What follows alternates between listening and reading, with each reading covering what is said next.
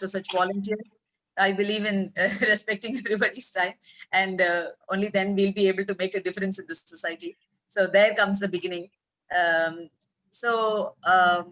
in continuation to yesterday's session, so yesterday we learned about what is menstrual hygiene management and what is menstrual health, and then we discussed about what are we going to do, how are we going to work with HYSEA, and how are we going to make a difference to the society, how best we can do to the community, and how by doing MHH, how are we contributing to the sustainable development goals, and what are the processes and how we could perform these in the schools for the students.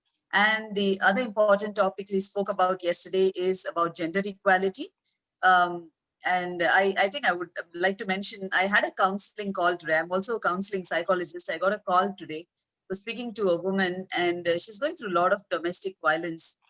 And I hear this statement many a times that from many women that, Bharta kada kodtadu. I mean, men are supposed to beat. We are all wives, though we are supposed to take it. It's not right. So that is there in the attitude. That is where when I heard this call, I thought I should share with all of you. So the attitude is not, it's not a problem with the attitude of men or women. It is the general attitude in the society. So gender equality is one big topic we are going to take up, and we are going to teach in various places, like in the schools especially.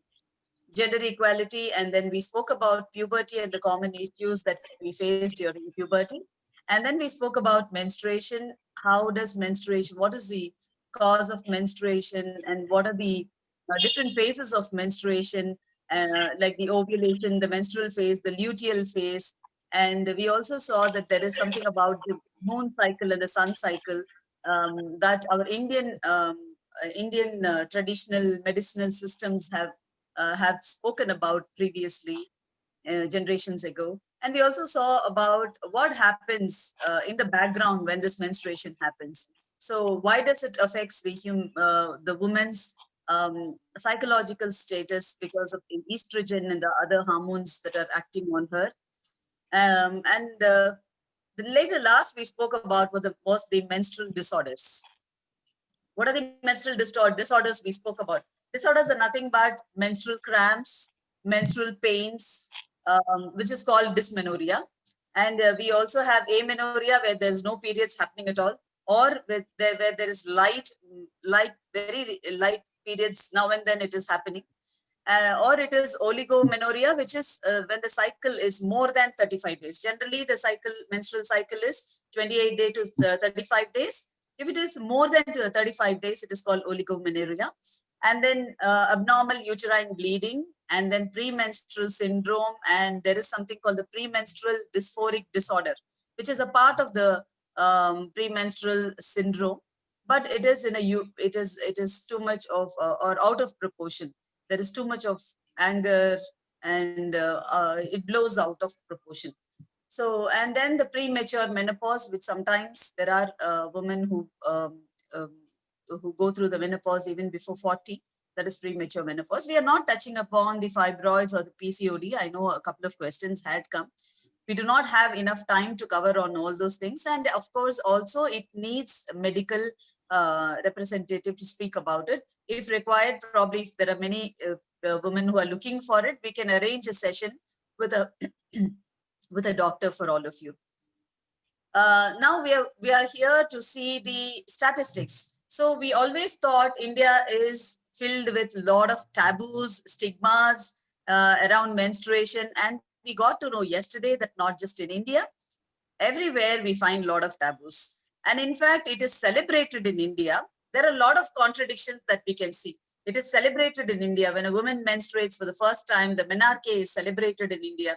So we see there are so many confusions when you see the traditions that are there, and then the restrictions, and then they say you don't touch this, it is not, it is impure, and all these things. There is so much of confusion. But in the West, if you can Google and check also, you will see that there is lot of stigmas around menstruating women. She's sometimes looked at like evil. If you can Google and see, you will be able to know what is the status of the stigmas around menstruation in the other countries. So then you will know where is our. Then you will start. That is how we start. looking into how different is India, why so many restrictions have been put. So when you see the statistics on the page here, you see that menorrhagia or dysmenorrhea or the bleeding, the heavy bleeding or the menstrual pain is much lesser in India in comparison to the other developing countries or the developed countries. There were around 150 papers of research that has gone into it in India and in other countries, of which 90 papers has been taken up by Mrs. Sinu Joseph. And she has done a research on this to find out where India is standing and where other countries are standing. So, and it is found that around 20 to 23% approximately, it is very less percentage that suffers the menstrual pain or heavy bleeding. And even that is, the latest study shows this 23%. It shows that even in the previous times or a couple of years ago, a couple of generations ago, it was even much lesser because it was handled much better in India. So having gone into the research, if you see the Indian traditional medicinal systems like Ayurveda and other, which we call it pseudoscience, or in, if you see, there are Chinese medicines also which are traditionally available. It is not the modern medicine. Japanese, the Tibetan medicines, there are all these medicinal sciences that has been working on the quantum science of the human body. So when you take Ayurvedic medicines, they say, you take medicine, you have to take it for a longer time because only then you will see the result. So what happens is, generally when we see Indian allopathic medicine, the modern medicine, so when you have a period pain or you're going to have your periods and you want to postpone it, immediately you pop in a pill. And then that pill, what does it give? It is nothing but a synthetic hormone that we are just taking in. The body get confused and the periods gets postponed. In fact, you will see a lot of discomfort during that time. So that itself is not a right remedy. Something that can just suffice it for some time or suffice the pain for some time will not help. So Ayurveda and the traditional medicines work on the root cause of the problem. They try to see to it that the root cause is cleared in such a way that the functions of the body automatically happens in a right way. So and that is the reason all these medicines take a longer time. So that study has gone in, and that is why in India, if you see, and I think urbanization and technology, and we think that we are outgrown and all that. So some of the traditional practices that have come across the ages have vanished because it was not carried forward properly, or people thought it is all foolish to follow all those things. In olden days, people never gave a reason as to uh, why they are saying what they are saying. Like for example, in earlier days, elders used to say, do not throw your napkins outside. If there are snakes getting onto your, I went to the tribal villages. So the tribal woman came and said, Madam, if we throw the napkins outside, if snakes go over the napkins, they say that we don't get children. Don't you know about it? So I heard this in quite a few places. And when you actually see, when you throw the napkins, the blood exposed to the air, it's going to infect the place as well. And we know we are already facing a lot of issues with these sanitary napkins. In every apartment you go, in every community you go, everywhere it is stuck, and then menstrual cloth is being thrown, and then so much of issues around this. So, olden days, they, instead of saying that you should not be doing this, they used to say, don't throw it around. And also one more thing is, in the earlier days, women were not as privileged as we are today. And the space was not as cramped as it is today. In the olden days, the houses used to be huge. They used to have huge gardens around, and it was not an apartment system. So every house used to have multiple trees and gardens around. So the women used to spend time doing the gardening, cleaning the house and around the house. And those days when there was no wet grinders, they used to do it on the stones where they grind the atta, and all the work used to be manual. Today we have washing machines today we have mixer grinders, we have wet grinders, everything is there. Technology has given us a lot of support, but somehow physically we seem to be weaker compared to those women is what I am feeling when I see my mother or my grandmother, the way they have been physically working. So I feel that, oh no, I'm not up to their mark. So there are certain things I follow ever since I saw them. I thought, okay, probably I should start washing my clothes by myself so I don't lose the exercise, the daily exercise that I can do. So these are the routines that women used to have. It used to be a lot of hard work.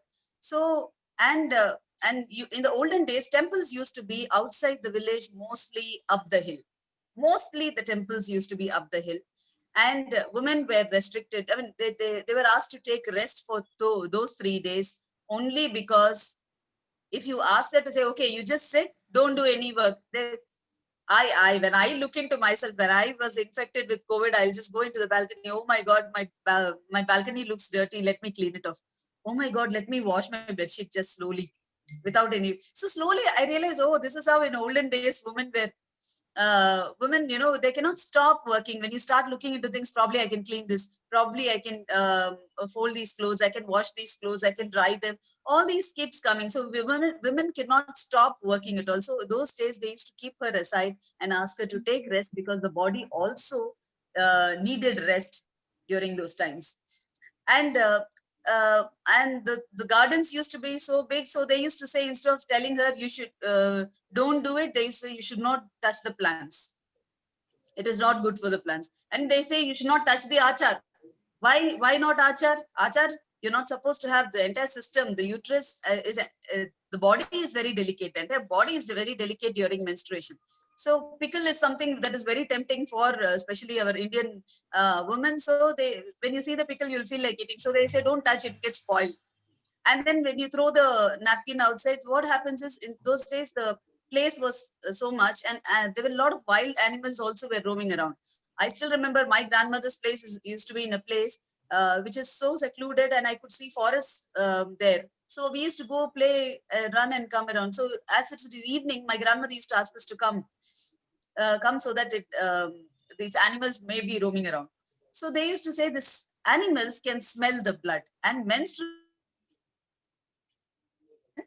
really smell for us. And that is the reason they had mentioned that we should not be going out or throwing the napkins on the outside, that would attract all these wild animals. So, and throwing the napkins is not just for the wild animals, it is also so that it doesn't infect the place or the surroundings. So and that is why they used to ask them to wash it nicely and put it across.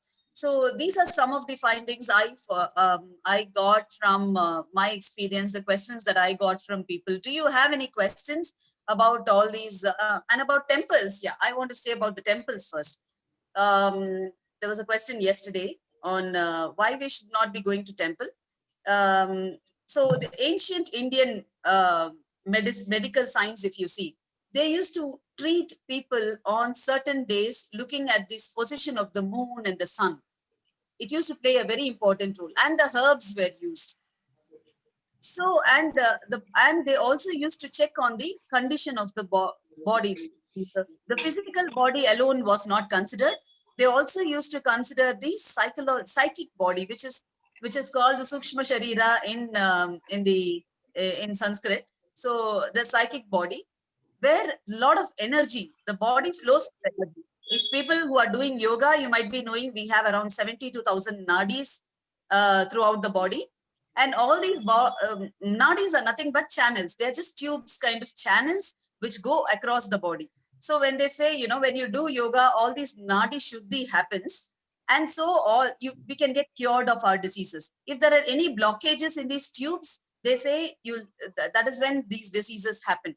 So there are about 72,000 nadis in the body. And the yoga also speaks about the pancha pranas that we have.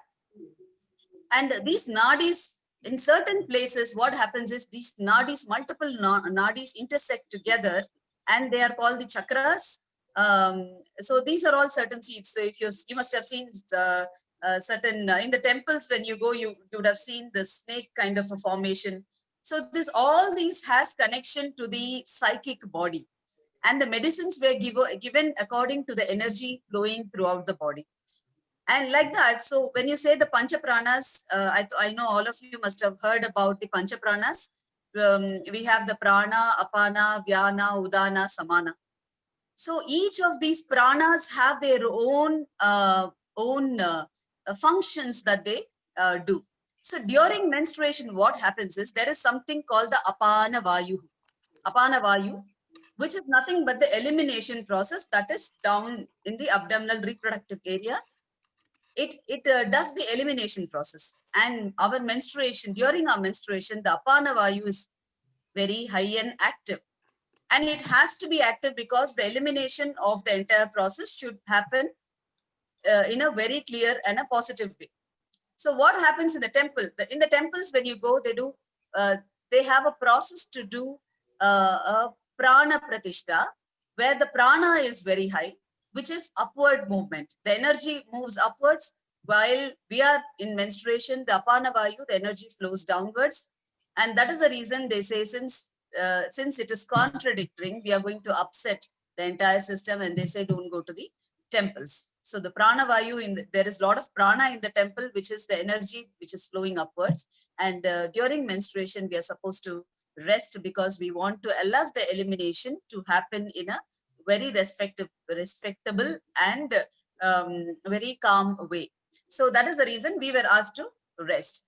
Let me check if I have any questions. I hope I have answered the question.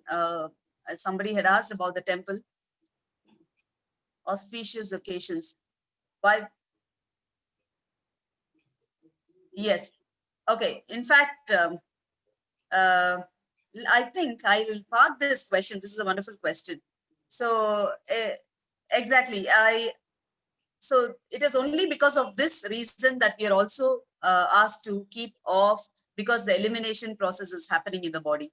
And during any other occasions, the prana and the other pancha prana, other pranas will be active in our system. I will also, well, let us take this question also to our guest who is going to come today on her research. Even I would like to listen to her on what she has got to say. There is a question from, let me read it. I know everybody cannot read. Madhuri, why are we kept away from all the auspicious occasions for all those 3 or 5 days? As I said, it is because of the Apana Vayu. But still, I want to take this question ahead for our guest speaker tomorrow to address this, because she has done n number of researches on this. Whatever I have given to you is from my experience of whatever I have taken, whatever research I have done from my end, my experience of 6 years of social work, where I also had my spiritual quest, and I wanted to know why women are not supposed to. I had this question because I like to chant the Veda mantras and I was not allowed to. And I had a lot of questions around all these things. And I found that the rhythm of the Veda mantras the rhythm does not help the uterus to produce a baby. It will degenerate the efficiency of the uterus to produce or hold a baby. And that is the reason they do not allow young women to chant. But there are sadhvis or people who have gone beyond the stage to, they do chant as well. So these are a couple of questions I have here. Madhuri, I hope I have answered your question, but still we are going to take this ahead. Any more questions you have around the myths and taboos? Thank you, Madhuri. Yes. If you have any more questions, which we can ask tomorrow to our guest speaker related to our Indian culture and menstruation, please feel free to drop in the questions here so that I can pass it on to her and so that she can address it tomorrow for us. So having said this, I think I have covered whatever I have heard. If you have any questions, not allowed. Yes, wonderful question. Yes, I think we should ask Sachin why women are not allowed into the Shabarimala. As I already said, there are chakras and there are these energies that I'm speaking about. I think we have our speaker tomorrow has written a book on why, and because she did a research on why women are not allowed and what is this restriction about, she would be able to give us more clarification on that. So let us take this question also tomorrow, though I have a superficial understanding of it. because I know it is some of the temples are connected to the chakras, and I think she would be the right person to answer. Having said this, we're moving on to the next topic. Topics today. I have with me my. Sorry, I have another question. Does first day period holiday? Okay, is first day for period holiday necessary or a woman's right? To be frank, for me, second day is heavier. For me, I find it a little difficult during my second day. I think it differs from person to person. There are companies which are allowing people to take an off during these days, but I think it has to come as a law. But that's a good question. Monica. Yeah, good question. Again, we'll take this question also to our guest speaker tomorrow, who can address it. So I have a couple of questions for the guest speaker tomorrow. And now moving ahead, we have quite a few topics to be covered. We have a speaker who will be joining us now to take us through other topics of the day. And Saumya Bhimavarapu, and she has been a volunteer who has worked with me while in my previous company as well. One sincere, dedicated CSR volunteer I've seen. I've been a social worker. So CSR and social work is widely different in its own ways. But to really be dedicated, and certain projects that need extreme dedication, it needs the altruistic nature in a person, which I found in Saumya. And I always look at her like my little daughter. And the amount that I felt, well, the couple of initiatives that I had taken up, I was a little worried if somebody will be able to take it further. Only when Saumya came, I got the confidence. Yeah, it's as though handing it over to me. I know she'll be able to take it further. And so I wouldn't take much time. Saumya from Infosys, and she has worked with me on this area of menstrual hygiene management for about 2 years. And I hand it over to Saumya to take up the sessions further. Thank you. Over to you, Saumya.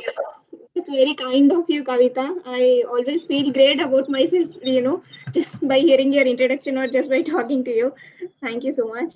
So I'll just quickly introduce myself, and then we'll continue with the session. Hello all. A very good evening to everyone.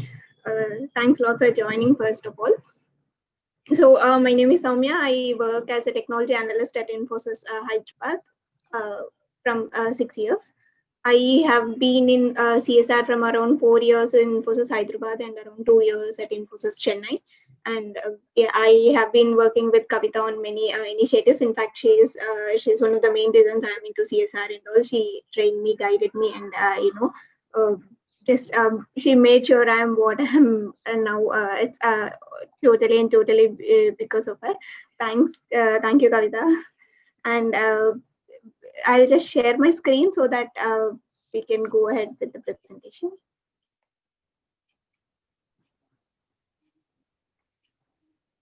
Yeah, we are able to see. Thank you. So just give me 1 minute. Yeah.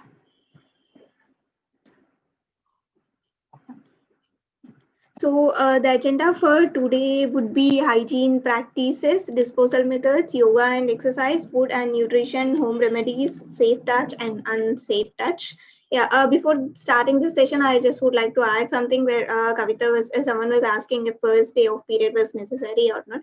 I'm not sure if it's necessary or not, but companies taking the initiative of giving first day period, declaring it as a holiday or a leave for a woman is absolutely necessary, because whenever I was on periods, my first day, I feel hectic, cramps and all, and then I used to apply leave. I just used to mention the leave reason as health is not well or personal results and all.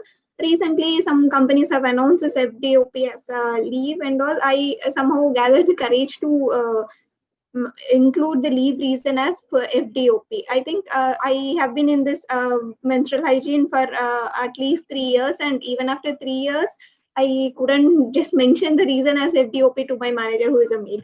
So I think companies taking these initiatives is like really good. Just wanted to add that. So moving on with our session for the day.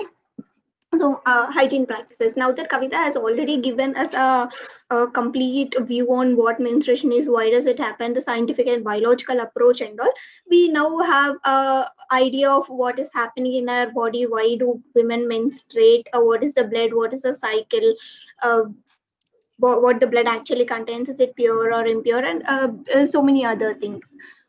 Now we'll move on to a bit practical approach, the things we face every day while when women menstruate, the hygiene practices, what to eat, what not to eat, what are the common pains or aches we experience, do we have any home remedies for that and all.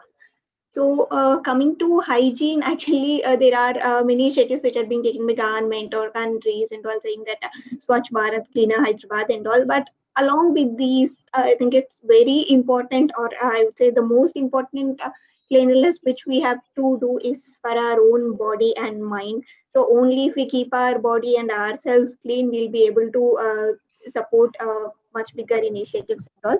So coming to hygiene, sanitary napkins, if we could say, are especially made for periods explicitly. So the efforts in washing the sanitary napkins or taking care of if it's proper in place and all are mostly minimalized. So uh, women who go to work and all feel it very much comfortable using sanitary napkins because it can be changed every 4 to 6 hours, and there is almost much less chances of leakage and all. But while using sanitary napkins also, we'll have to take certain precautions so that we'll use it properly without we being prone to infections and all. Because Kavita has already mentioned, a sanitary napkin has to be changed for every 4 to 6 hours, 4 times a day for sure, without any excuses. Like we are almost used to it that the flow is very less, or the pad hasn't got a single stain at all, or I'm busy in my work, or I'm in a meeting, let me change it later on. So we are very used to this kind of behavior, we forget to change the napkins and all. So if we tend to forget, we can just set a reminder. We'll have to make it as a habit, and once we do it for 1 or 2 cycles, we'll be used to it from the next cycles and all. It, because every product has an expiration period. We change our bed sheets or something for every week or fortnight, we change our clothes every day. Similarly, pads have to be used only for 4 to 6 hours.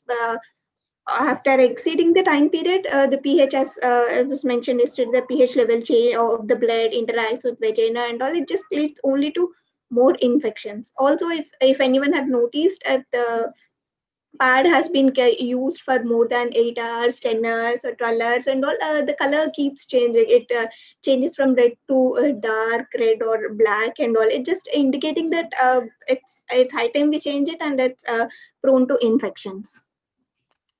Also, once we remove the sanitary napkin, we'll have to wash our hands with soap and water for sure. There is, and now that during this pandemic time, we are used to sanitizing our hands, washing our hands and all frequently. But in general, after disposing the sanitary napkins, after using the washroom and all, we'll have to thoroughly clean our hands with soap and water and pat dry it. Yeah. And also the undergarments which we use during menstruation, not just during menstruation, for any day, they should be soft, comfortable, and preferably cotton. That's because the pubic area and all is they are not much exposed to air or light as so are our hands and other parts of the body. So the only way the skin can breathe is if the cloth is proper, if the cloth allows it to breathe. So we should always prefer soft, comfortable, and cotton clothes for undergarments. Also, the undergarments we women tend to not just urban women, rural women, everyone tend to dry underwear not outside, not in the sun, so that what if someone sees that we are drying our underwears out in the sun, what happens? And they tend to they tend to dry it inside the room, or they dry it in the sun and then they place some other regular clothes over there. So we should never do it, because only if the sunlight is proper properly, if the sunlight properly dries the undergarments, they'll be free of any infections and bacteria, and then we can use them properly. Also, they should also be washed with soap and water properly, and not just dipping it in the water or reusing it. The fitting also plays some a very important role in reducing the infections and all. It should neither be too tight nor be too loose. If we wear tight undergarments, especially during menstruation, there will be a lack of air circulation, and air will not go at all, and skin will not be able to breathe. It just results in sweat, infections, redness, and many other unwanted things. So also, only if the underwear is well fit, the sanitary napkin which we stick to it stays in place. Thereby, we'll be avoiding any leakages or stains to our clothes.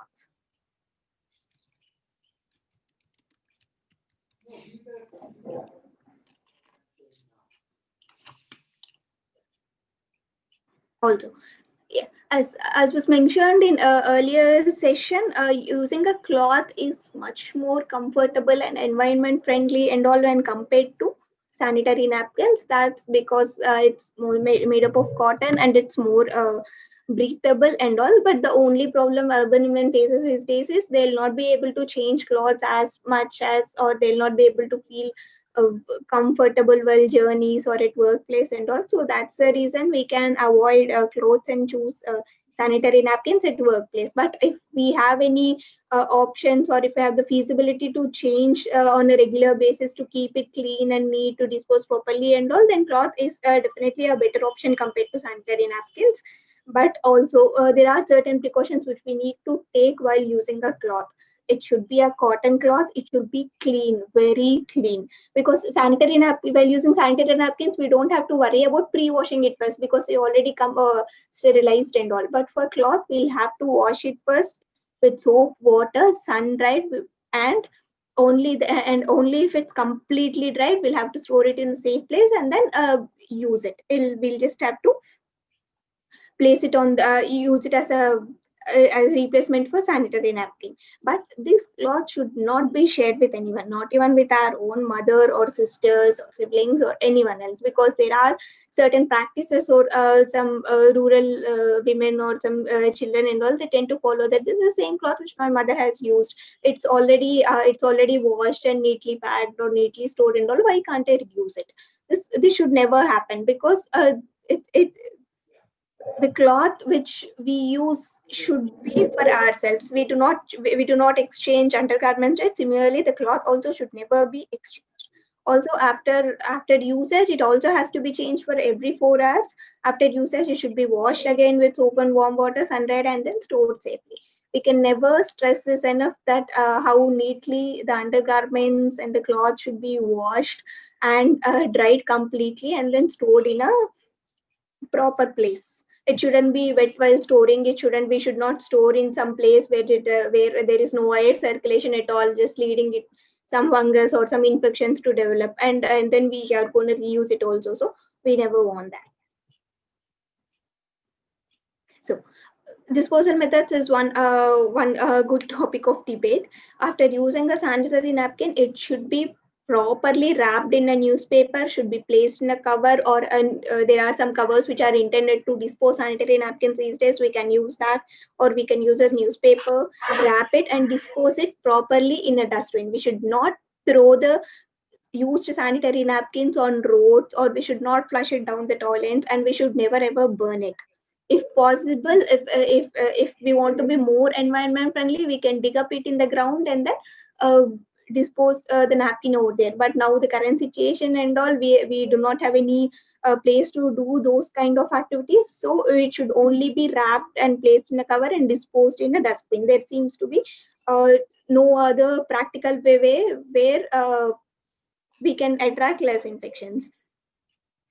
Also, the used pads, they'll have to be disposed immediately. Like we will have to wrap it and throw in the newspaper, throw in the dustbin instantly. Because when we have gone to some government schools in the rural areas and all, the kids say that they find it very difficult to dispose a sanitary napkin in front of their any male members or their father or neighbors and all. So they tend to find some time where no one's there around, and they quietly go and dispose the napkin. So as they do not find such time periods every day, they say that they'll dispose the napkins one day, once a day or twice, once in 2 days. And also they'll just store the used pads, I mean, neatly wrapped and stored in a cover though, but store it somewhere. But no, we'll have to dispose the pads like immediately. And even for cloth usage also, it should not be used more than 2 or 3 times. It's not like that we can use it a number of times, though it's clean and fresh. There is some expiry period for that also. We'll have to use it only for 2 to 3 times, and post that it should be disposed. And washing and sanitizing should also be done. And we also when we give sessions to the schools and all, we also teach the kids how to wash hands. We'll just show them a demo on how demo these days are coming on how to wash hands in this pandemic. Like, we'll have to rub between the fingers, we'll have to wash complete hands and all. Yeah. There are some people who actually tend to flush down the pads in the toilet because they find it more easy as a disposable method.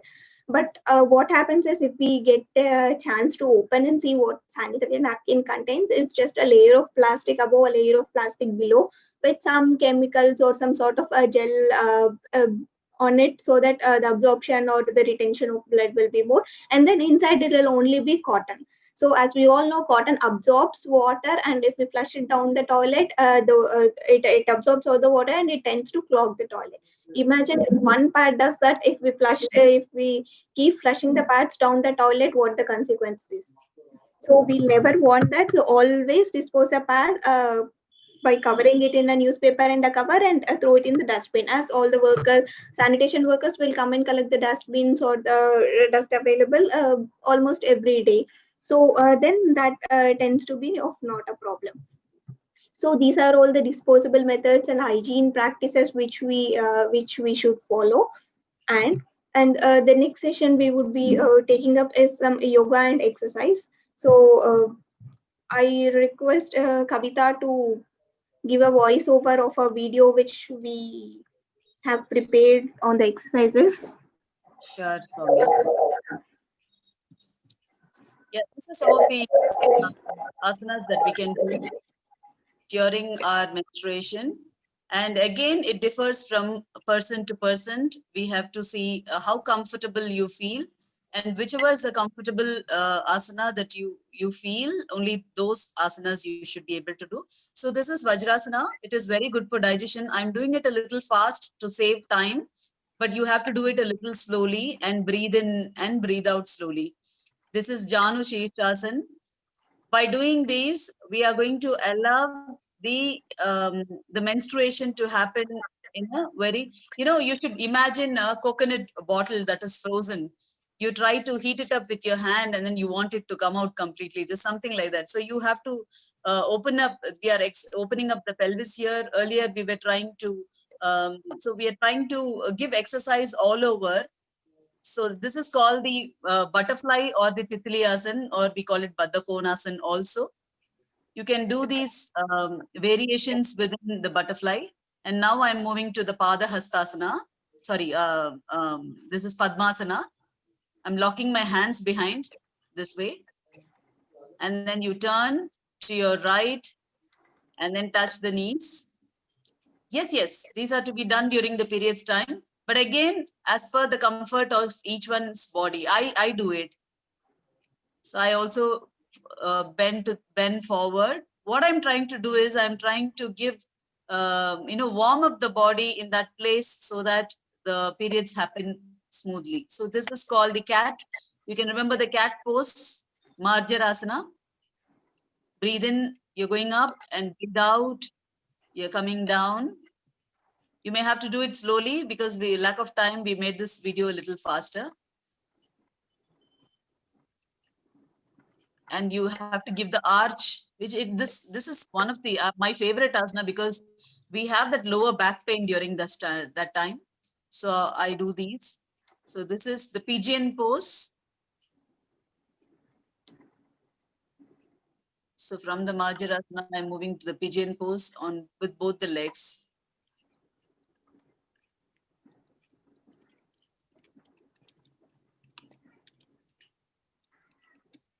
Again, I'm saying I'm doing it a little faster just to save some time. These are a couple of asanas which we wanted to. So somebody wants to share this. Yeah, this is okay. This is one asana which is really relieving. You can just place it on the wall and you can just sit and stretch your legs. And again, the butterfly, you can lie down with the butterfly asana, and if you want, you can flip it also, flip the knees. This is very relaxing. This will help the periods uh, flow out in a very comfortable way. And then move on to Shavasana. So these are a couple of asanas which you can do. So anything, the asanas, when we do asanas, if I would say, you want to speak about it? Yeah, only thing is as I said, during this time, we have the apana vayu or the apana, that is elimination process happening in the body. So we should not be doing inversions. So we should allow the process to eliminate. The elimination process will be disturbed if you stand upside down, or if we do the Sarvangasana, or if we do any of these inversion things. So we should avoid these inversions. I think over to Soumya, so you can take it up, Soumya. Thank you, Kavita. I particularly like the Shavasana which I have done at the end. That's my favorite one. I know. Yeah. So, yeah. So, of all the exercises, I actually like the Majalasana more because during my periods, I tend to have this severe cramps, back pain, stomach pain, and all. This Majalasana really puts the right amount of pressure on the back and it relieves the cramps. Actually, that's a tried and tested one. Please do try out these asanas. They really help us. They really help us. Not just relieving the cramps or anything. They just keep us healthy. Our body. It increases the stamina. It makes our body fit, perfect, and all.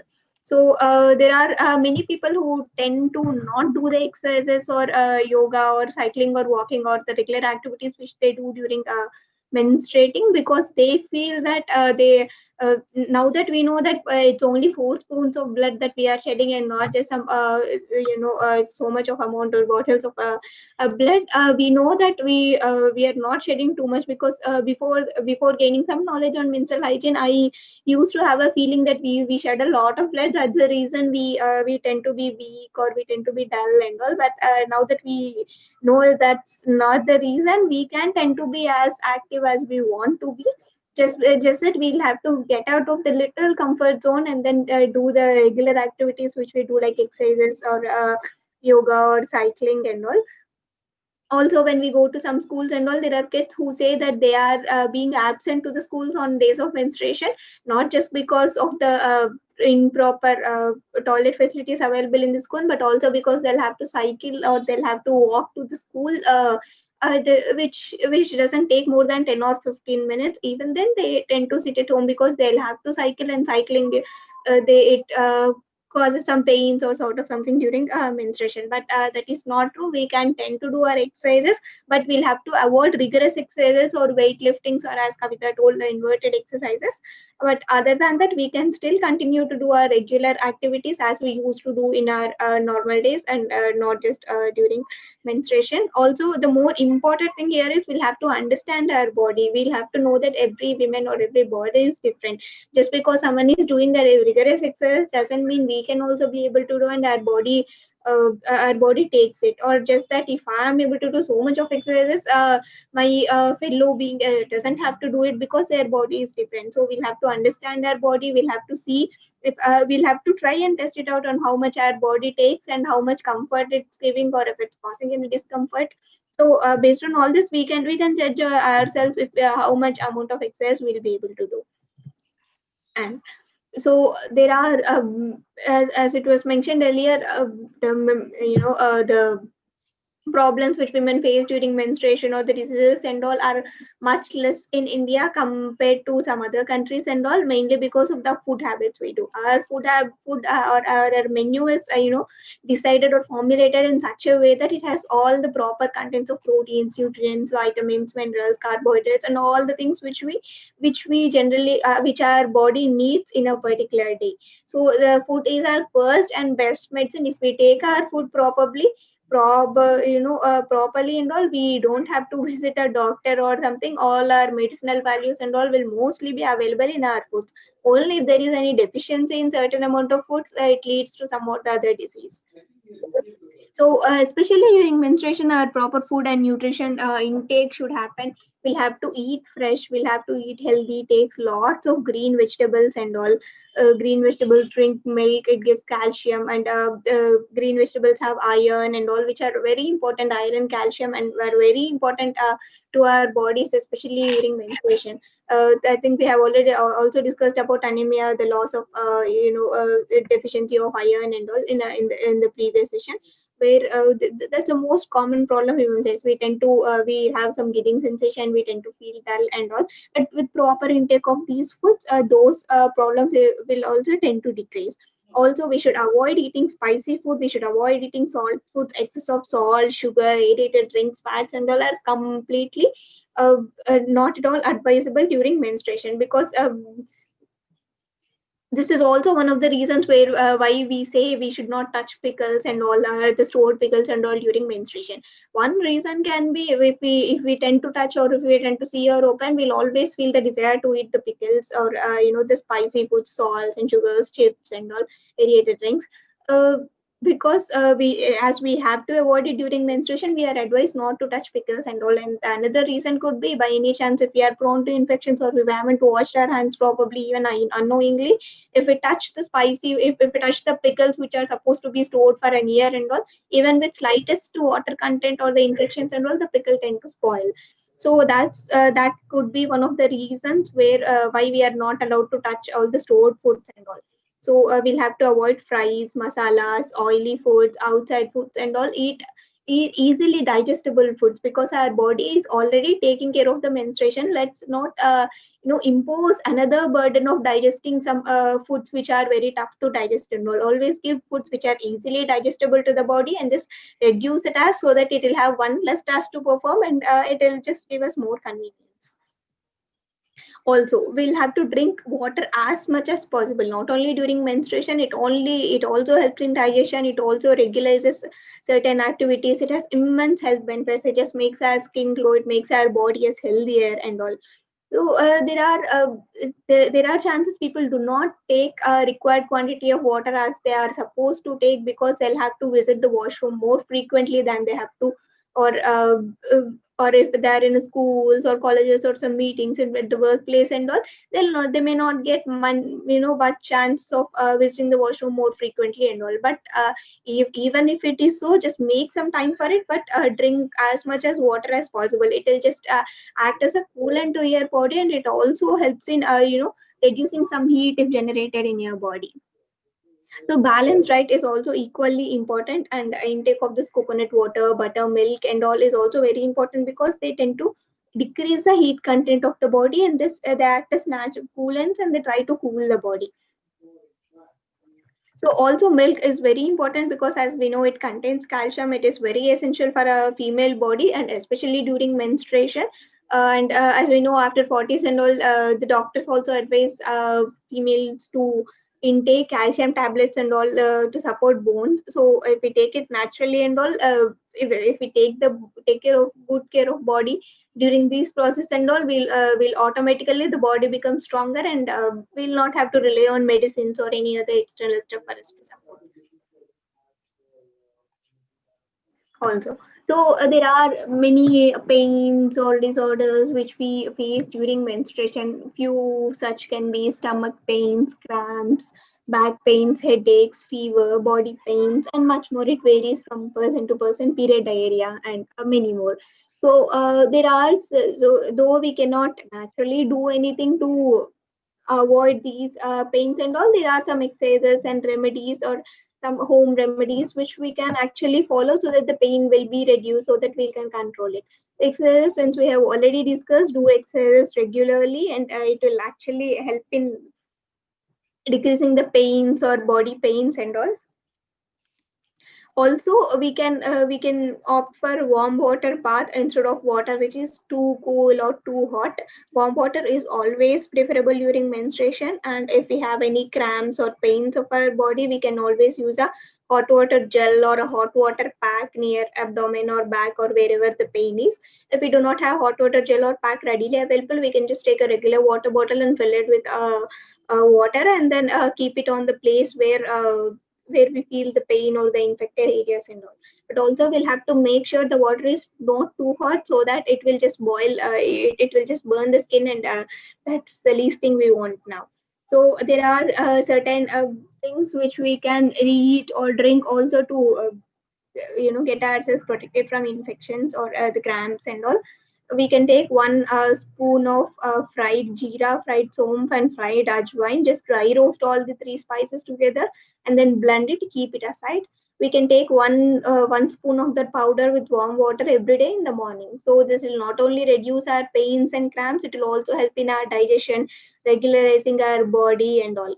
So not just during menstruation, we can, if possible, we can also take it every day, but especially during menstruation, yes. And walk or exercise or practicing yoga, and so also do not take medications without the consultation of a doctor or a physician or a gynecologist in this case, because we all know certain tablets which we which we pop during menstruation, like uh, there is one famous tablet, I just forgot the name. Yeah, we always tend to take these menthol spas. Yeah, it's a savior for many women. People tend to take the tablet, but let's try not to take too many tablets. Let's not bombard our body with too many drugs or tablets or medications and all. Just try to cure them as naturally as possible. And if it doesn't work, if the pain is too intense or the cramps or the flow is too intense, then it's better to consult a gynecologist or a physician, and then take the medication as per their advice. But not too many of painkillers or antibiotics are advisable to the body, never. So Kavita, can we quickly stop for a Q&A and then proceed with the next topics, because I'm unable to view the chat window. Oh, you're not able to view the chat window? And no, Okay. I'll just have to go back to the application and then. Acha, okay, fine. Okay, there was a question saying, okay, 6 hours. Okay, yeah. Okay, it is 6 to 4 hours actually. I generally ask the children to change it in 4 hours, because if we say 4 hours, the children will generally take an hour or two extra. If you say, all the gynecologists will say 6 to 4 hours, the change of the napkin. Soumya, it's about the change of napkin. There's a question. Sure. Yesterday I Yeah, said I'm 4 able to hours. see now. Yeah. Yeah. Yeah. So someone was asking why 6 hours, as Kavita has told 4 hours to change the time. Yeah. So it's 4 to 6 hours actually, because if we say it's at 6 hours, people change it after 8 hours. If we say 8 hours, people change it after 12 hours, and that we know it. That's our tendency. So we can, while going to schools or while conducting sessions and all, we can say, we can ask the students to change the pad for 4 hours at least, so that if we mention 4 hours, they'll at least change for 6 hours. But 6 hours is the break point, after which we never have to keep our pad. We'll have to dispose it after 6 hours at any cost. That's a sort of break point or elastic limit, if you would say. Yeah, and someone was asking, can we do these asanas in the period time? If possible, please share with us. Yeah, there's a list of asanas. We'll share this list of asanas with you. We can always find the asanas in YouTube or any over internet. Yes, we can do these asanas in periods time, and as already mentioned, let's not do so many vigorous or weightlifting exercises or something which our body cannot take. We'll have to understand our body and then do the exercises or the asanas as it is comfortable to our body. Also, differences between lazy and comfort. Let's do it in our comfort, and not because let's say if I'm lazy and I'm not able to do, and I cannot name it as my comfort zone. I'm just lazy that I'm unable to get up and do the exercises, and it's not because it's discomfort. As a sports spoon, why ask us to donate blood in name of leukemia? Girls lose lot of blood during menstruation, and blood is required to cope up. I think Kavita, you are the right person to answer this. Okay. So, see, in, okay, well, generally, women they do not allow many women to do the blood donation. Um, my NGO asks donate blood if in the name of thalassemia if girl loses. So I don't think all the women are allowed to do the blood donation, Sachin. Only few of them are allowed. Many times I've been there and the doctors have asked me to turn back and go away. So whoever is healthy, I mean, only people who are healthy, they're giving. Mostly it is men who are giving. So I don't think. My mother usually give me sweets, which reduces pain naturally. Small jaggery, absolutely. Jaggery is iron content. See, for certain medicines works wonders for different bodies. Just now Soumya was speaking about this jeera, ajwain, and son. I have tried this medicine personally. Trust me, it keeps your stomach cool and nice. I enjoyed taking that medicine, but the only thing I stopped, only reason why I stopped was I started losing weight drastically because I was taking 4 times a day. But then later I stopped it. I started taking once a day. A friend of mine, she was suffering out of menstrual pain. Every time she used to roll and she never used to come back to office. So she started taking this. This is jeera, ajwain, and sonf. She made a powder of it, equal quantity, and she soaked it in the water for an hour or so, and then she drank that water in the mornings. And then the next time when she got her periods, she did not even know because she didn't have any pains, absolutely, and it was unbelievable for her. That is definitely a miraculous one. And yeah, like Sai is saying, my mother used to give me sweet which reduces pain naturally. Small jaggery mixed with 1 spoon of ghee with 2 pepper. Wow, that is interesting. This is something I'm learning. But these are all good combinations actually. Jaggery is iron content, ghee. Generally, we use cow ghee when we are taking this medicine. Cow ghee with 2 pepper in it. And this sweet should take for the 3 times. Okay, probably this is the home remedy for all of us, Soumya. Yeah, We could, that's right. well, thanks, Sai, for Also, sharing. yeah, also we are given this till laddu, nubundalu, where when we first menstruate, or because Yeah, that also probably has the same health benefits. yeah, when we first menstruate, but generally during the menstruation, we do not take pill because of Yeah, only when because we first menstruate, we are advised to do that, right? yes, absolutely. Yeah. I think all the questions are on. Thanks for sharing that, Sai. I think we have answered the questions. You can go ahead, Sam. Yeah, sure. Also, one thing which comes to my mind when we say about food is people ask not to take us papaya during when we are menstruating, or when someone's conceived or carrying a baby.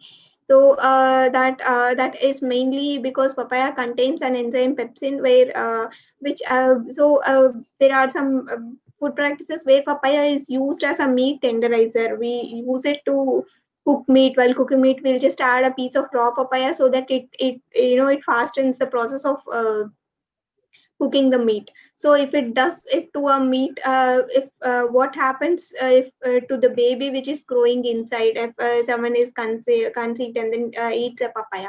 So that's one reason we are not advised to eat, though there are no proper scientific proofs for that.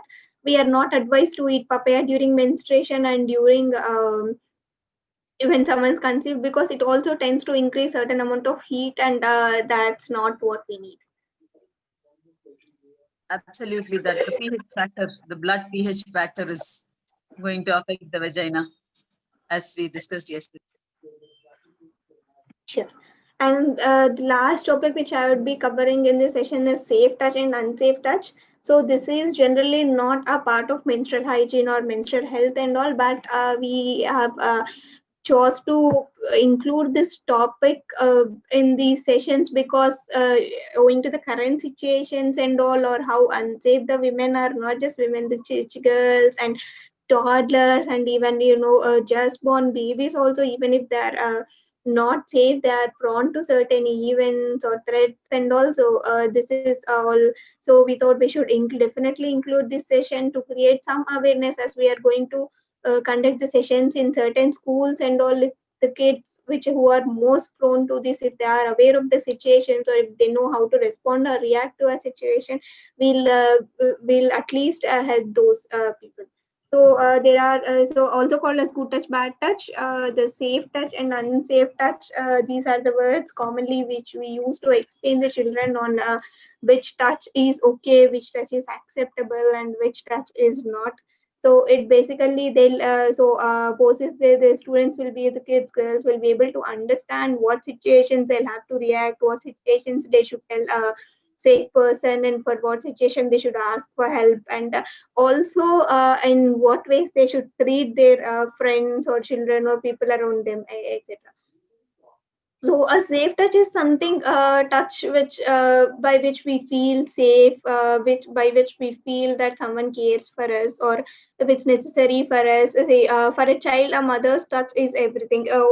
Just by touching the child, a mother will be able to comfort the child and all. It just makes them feel safe, cozy, and happy.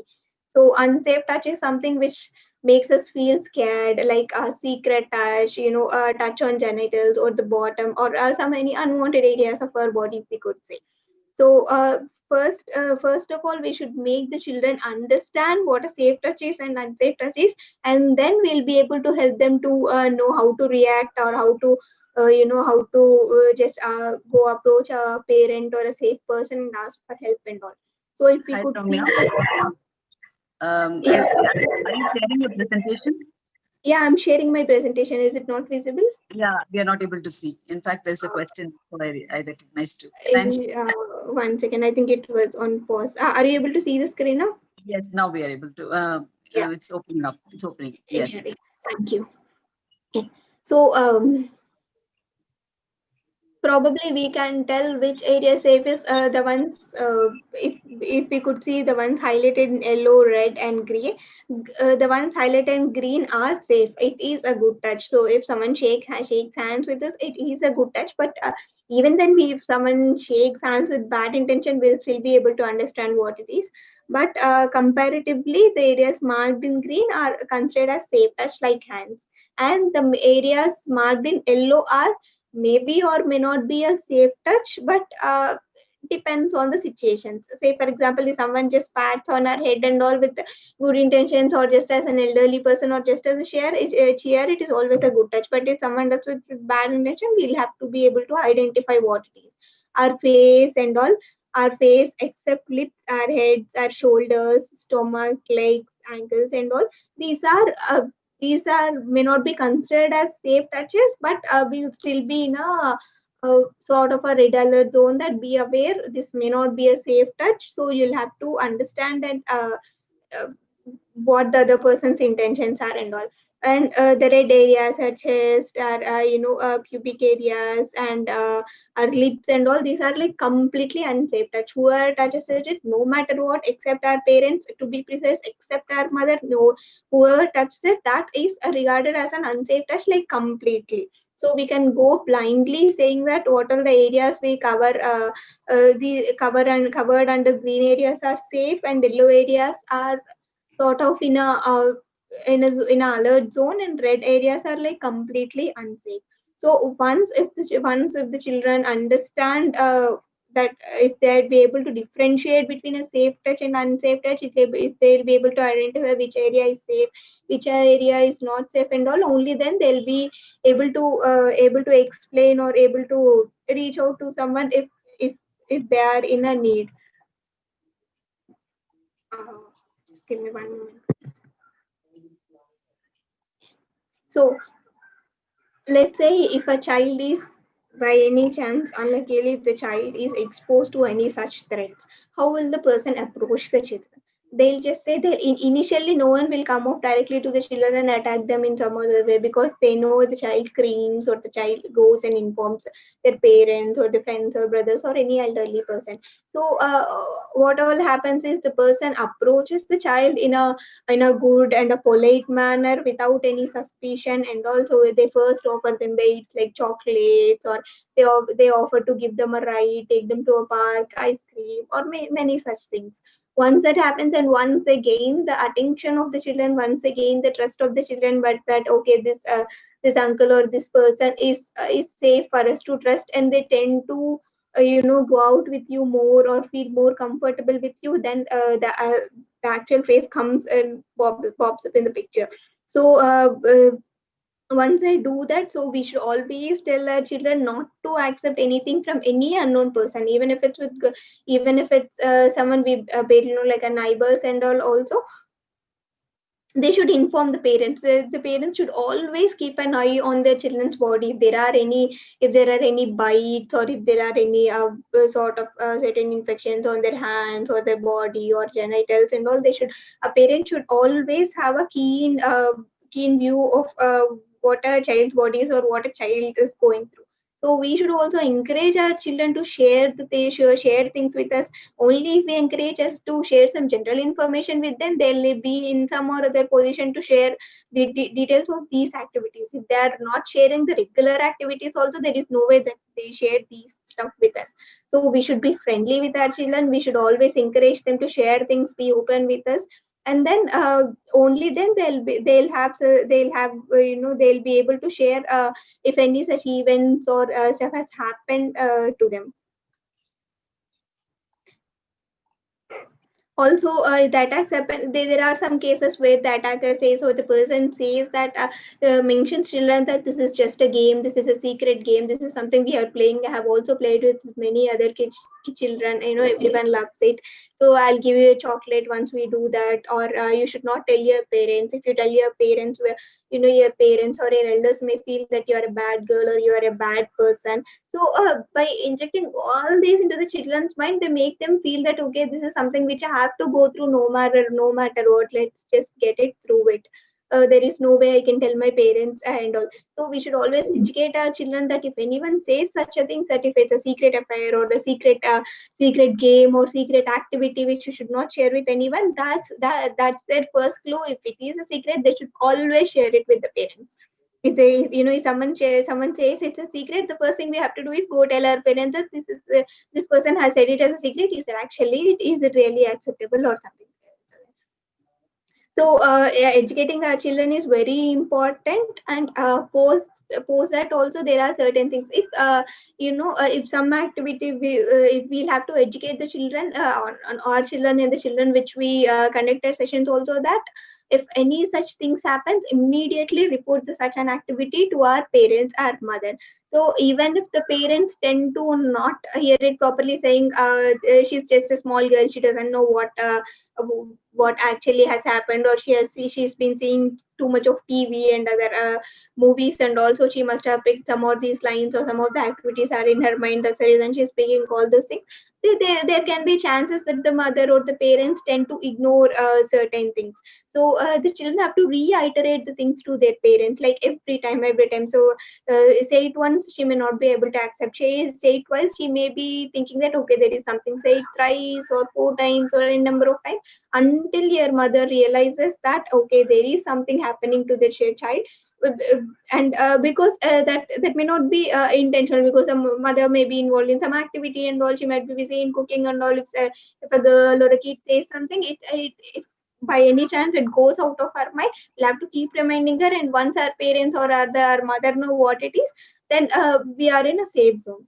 But this is some cases where we are in a home, like we are being attacked by our neighbors or some distant relatives, mamas, uncles and all. This is the case. But what happens if something of similar sort happens in the school? If if a student, if a co-student, if your friend is doing that to you, or if someone who is working in the school, or a teacher, or any staff who is doing that, immediately report the same thing to a teacher. The teacher in a school is equivalent to a mother in the house for a child when the kid is in the school. So we'll first have to inform the teacher and all. Also, one has to be very bold and self-confident, because if someone who is very strong, who has strong willpower and who is very bold and confident and all, the chances of attackers being coming to that particular kid is very less compared to a child who is who's always dull, or who speaks less, or sort of an introvert, or doesn't have so many friends, or doesn't roam around often, because the chances, there are almost no chances that the kid have any friends or someone to go and tell. So we should always encourage our children to be confident whatever the situation is, because they'll have to understand that it's not their mistake. They are not someone to be blamed if something happens. It's the mistake of the attacker, and he is who has to be punished, and not the kid. So we'll always have to believe in our children. We'll have to trust them. We'll have to encourage them to share this if any such activities happen in their premises, or not just to them, even if it happens to their friend and their friend is not so confident, or is very scared of to telling the parents and all.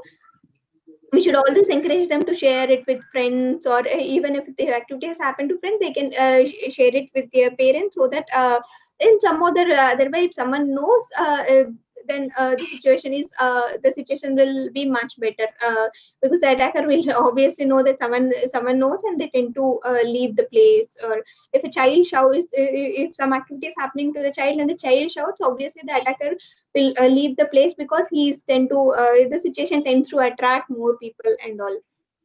Also, if something happens on the streets, or also we'll always have to be this is one topic of debate actually, where we say girls should be free to go allowed in the midnight or alone and all. But yes, we should always be allowed to go outside, or any place we want, or anytime we want, even alone, because that's our right.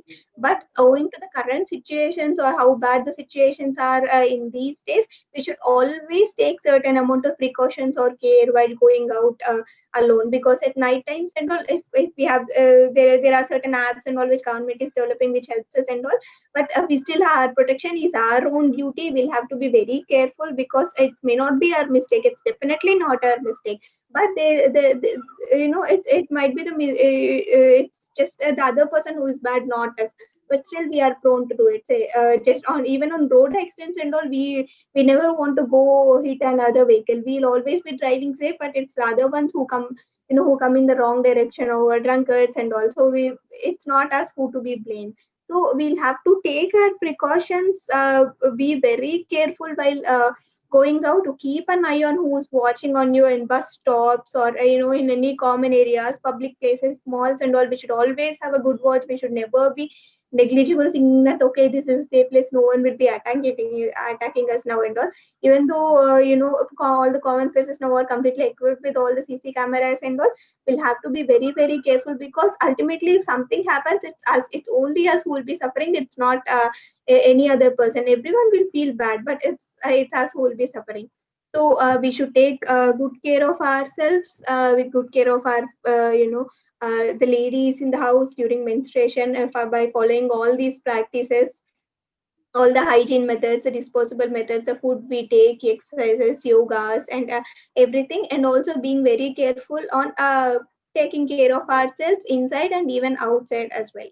So this is the summing up of session. Now I think we'll be open to questions.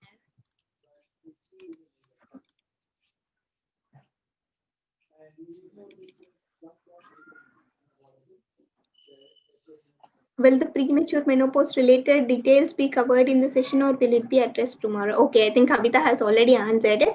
So we are open for questions. Team, if you have any questions, we are good to answer. So I think we will allow them to raise the questions in the chat box. Is somebody Sure. trying to speak? Okay. So, Soumya, we have the PPT for the menopause. If you could help in sharing that, please. Sure. Have you? Yeah, I have shared it, sent it across to you. So thank you so much for this wonderful session, Soumya. You've covered all that is required. So please keep in your mind when you're addressing the children, Chaya, I may need your help in unmuting Kiranmai Varigunda. Okay, once again. Yeah.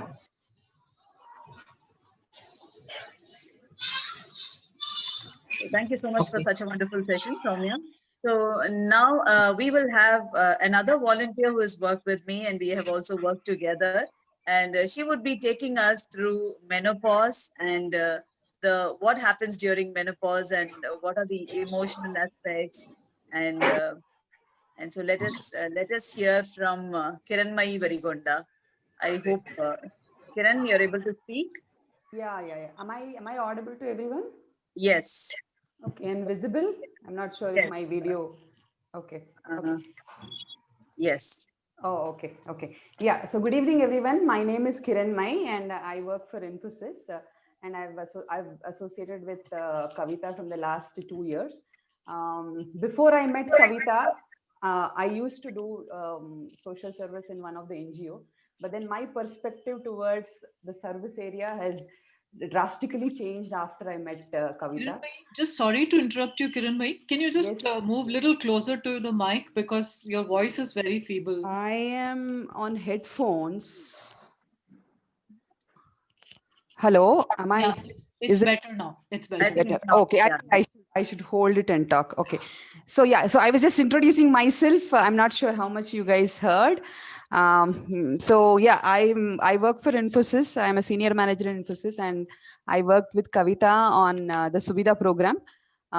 Before I met Kavita, as I was saying, I had a different perspective of service, and then she changed it 180%, 180 degrees. So yeah, I think thanks Kavita for giving me this opportunity to talk about the menopause topic. Before I get started, I just wanted to know, do we really need to discuss about menopause? What do you guys feel?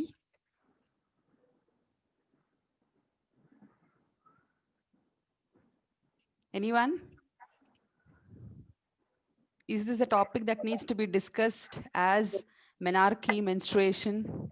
Because menopause, women reach menopause when they would have menstruated over the years, month on month. They know everything about menstruation. Do we really need to discuss about menopause? We are getting a yes from the participants on the chat box. Okay, I am not able to see the chat. Definitely Oh, health issues that arises. So we are getting a yes from Gauri Patak, Satya Prakash, Sachin, Durga right. Kalyani, Yeah. and then Sharad Meghna, Varsha Okay. Mohan. Yeah. Yeah. Then So yes from me too. yeah, I am glad so many people are saying yes, because yesterday we discussed at length about menarche, and today also. So as menarche, which is a milestone in a girl's life, in the same way, menopause is also a very big milestone in a woman's life. And more than the woman, I think it is the family who needs to be aware of what are the changes that the woman goes through. um, there's a lot of people who are now coming in the front and talking about the menstruation, menarche, helping out young women. But then menopause is a topic which is discussed pretty less compared to the menstruation. As I said, it is the support from the extended family and the understanding from the extended family which is very much needed for a woman to handle menopause. Okay, so next slide. I don't know if Soumya is handling the, yeah, okay. Yeah. Yes, Soumya. Yeah, I'm thinking it. Okay, so I just gave a definition of menopause as in most of the biological and scientific terminologies which are derived from Greek and Latin. Menopause is also a term that is derived from Greek. Men, it is actually men pauses. Men means monthly and pauses is ceasing, to stop. So menopause is that phase in a woman's life when there is a permanent stoppage of menstruation. That is the time when the last menstruation cycle occurs. And to put it in a different way, it is basically the ovaries which produce the follicles and the eggs, they would stop functioning, which in turn means that women cannot bear children. Yesterday's session, Kavita was mentioning that menstruation and childbirth, yes, we all know they are related. So when the menstruation start, it means that a woman is reproductive enough and then she would be able to bear children. On the contrary, when a woman hits menopause, it means that she can no more bear children. So basically, menopause is stoppage, permanent stoppage of periods or menstruation in a woman's life. And a stoppage of periods is just one symptom of a menopause, but then menopause is as we have seen, menstruation is not only occurrence of the periods, but it has a lot of other associated things like the bodily changes, puberty, the physical changes that happens, the emotional changes that has happens. In the same way, menopause also doesn't only mean that stoppage of periods, that is just one symptom of it, but then there are a lot of other associated things, the changes that a woman goes through in a physical form, in a psychological form, in a sexual form. What are the changes that her body goes through during this period? Okay, so the next topic is, what is the age generally that a woman goes through menopause? The range of menopause age is 45 to 55 years, and I think an average is about 51. But this is again, I think it is changing. As we have seen even in menstruation, when we were young, I think I matured when I was in my 9th class, but then now we see girls who are in 5th class, 6th class maturing, and attaining their menarche. In the same way, menopause also has been pushed, and there are a lot of factors which influence the preponement of the menopause. One is the genetical factor. They generally say that the age at which your mother would have attained menopause, it is almost the same age that you would go through the menopause phase. And added to that, there are also a lot of environment and external factors. When I say environment and external factors, it could be your habits, your eating habits, or it could be your body mass index, or it could be if you are a smoker or an alcoholic. Then these are things that would affect and push your menopause age much before the average age of 51 years. There are a lot of, from a scientific perspective, menopause is divided. They basically segregated into 3 types. One is a natural menopause. Another one is a premature and early menopause. Third one is a surgical or an induced menopause. When we say natural, it is the natural way. It's quite self-explanatory. The natural way that the woman goes through the stoppage of the periods and her reproductive cycle stopping, that is the natural way. Premature and early menopause is when the woman periods or her menstruation stops before the age of 45. There are cases where the woman would be hitting menopause or stopping off her periods as early as 35, 40, or 45. So all these categories, they come under the premature or early menopause. Now, what are the reasons for a woman to achieve, to come into this category of premature or early menopause? What are the reasons? Few things that they have found is like if a woman is going through a chemotherapy in her pelvic area, then maybe I think, yeah, okay. So chemotherapy, that could be one of the cause for which affects the ovaries, and then that would lead to an early menopause. Or it could be some other health conditions that the woman would have gone through, which would have resulted in early menopause. Sometimes it is also seen that some diseases like autoimmune disease, that could be one reason why a woman go through a premature menopause. So there are a lot of factors which affect the woman to achieve to hit a menopause much earlier than the average age of 51 years. The third category is a surgical or an induced menopause. This is the case where you all know about hysterectomy, right? It's a removal of the uterus. So either removal of the uterus or removal of the ovaries, which would lead to menopause. So that will come under the surgical or the induced menopause. I just want to take a pause here and then tell about, again, going back my first question, the reason why I asked, do we really need to discuss about menopause? I just want to bring about a case that happened to be very famous in the news. This is more of a medical mafia. There's a district called Beed in Maharashtra, which is a very drought-hidden district. There's a lot of poverty there, and the people from that district, Beed district, they migrate to the nearest districts, and they work in sugarcane these fields. They do this sugarcane cutting. So, because of the poverty-stricken life there, the women are married at a very early age. They're married somewhere around 15 and 16. And by the time they hit, say, 19 and 20, they already have 2 children. The farms that they work in, the sugarcane cutting farms that they work in, they have very pathetic toilet facilities. Women, even not only in the farms, even at their homes, they have very less hygiene and toilet facilities.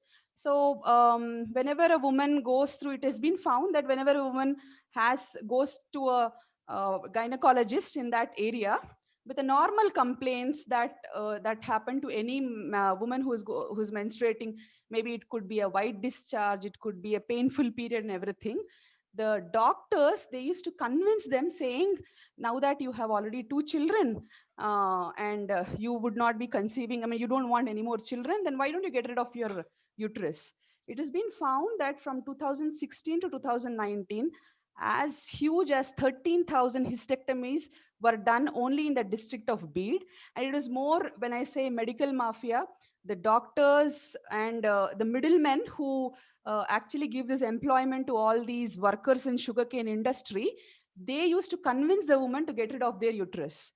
They from their perspective, from a woman's perspective, they used to think, okay, I'm done with both of my children, I don't need, and it's monthly, who's going to go through this pain of menstruating, the white discharge, back pain and everything, let me get rid of this uterus. So they used to go through the operation, and then starts all the complications, because surgical, if a woman hits menopause, or to some extent early menopause also, because of medical conditions, it is more a natural process and it goes slow. But then when it is a surgical or an induced menopause, the ovaries or the uterus are removed immediately, so there's a drastic drop in your hormones that will have a lot of side effects. They develop a lot of bone pains, they develop back pains and a lot of complications. So it is a vicious circle.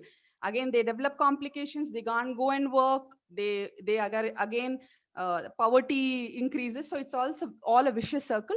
So I think there was a very high command this thing that was done, drive that was done, and some few of the doctors were arrested. So that's the reason my first question was, do we really need to talk about menopause? Because we, as a woman, I think a woman who is hitting 35 and 40, she needs to be aware that removal of uterus or a forcible removal, unless there is any medical complication, if there's no medical complication, I think removal of a uterus or removal of ovaries are not suggestible, because they would have drastic effect on your body. And believe me, I think all the parts that we have in our body, I think, have some or the other purpose. Even we see people getting rid of tonsils, getting rid of even appendix. There might be few complications, but I think every organ in our body has some or the other usage. That is the reason God has sent us with all these organs. So removal of an organ just because it is not comfortable, just because I have to go through this period pain on a monthly basis, is not a reason. Nature has its own way of tapering, and that's the reason menopause spreads through 4 or 5 years. Maybe in the next slide, we will see the duration and what are the phases of the menopause. Yeah. So yeah, as shown in the figure, there are basically four phases of menopause. First is called as a premenopause. Next is perimenopause. Next is actually the menopause, and then postmenopause.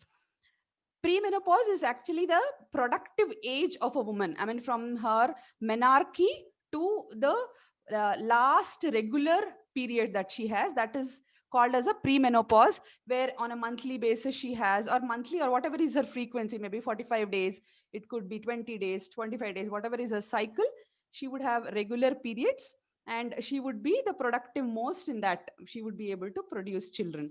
Even after 35, yes, in the perimenopause, women can produce children, but then the quality of the egg depletes.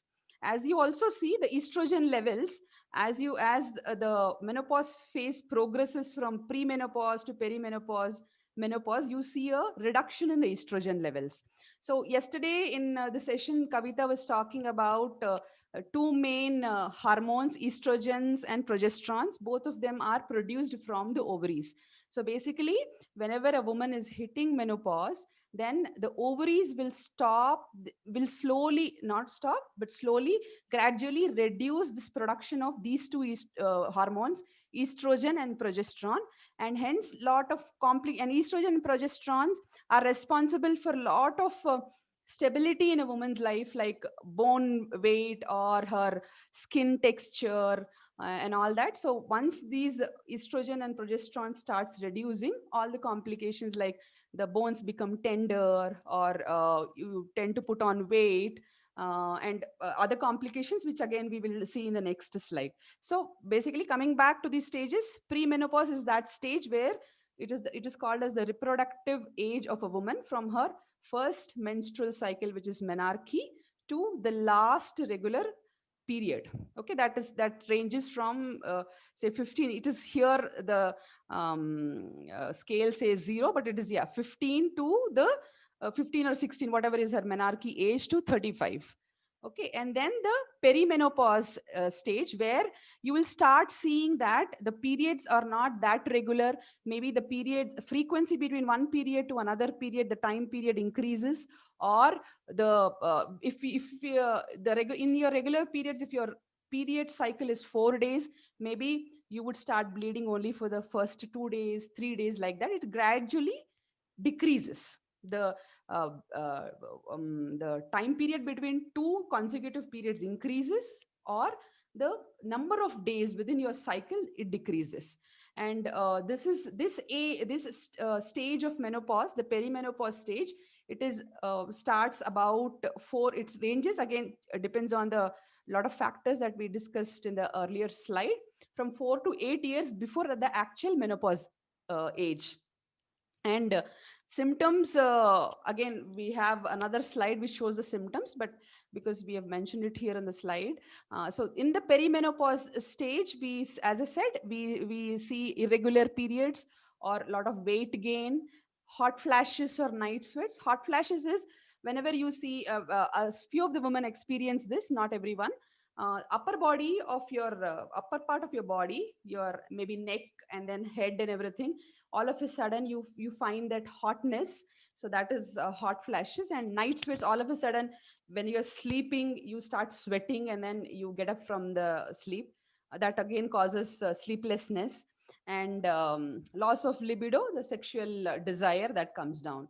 So these are the a few of the symptoms that we see in the perimenopause stage. As I said, perimenopause phase is from 4 years to 8 years before actually the menopause starts.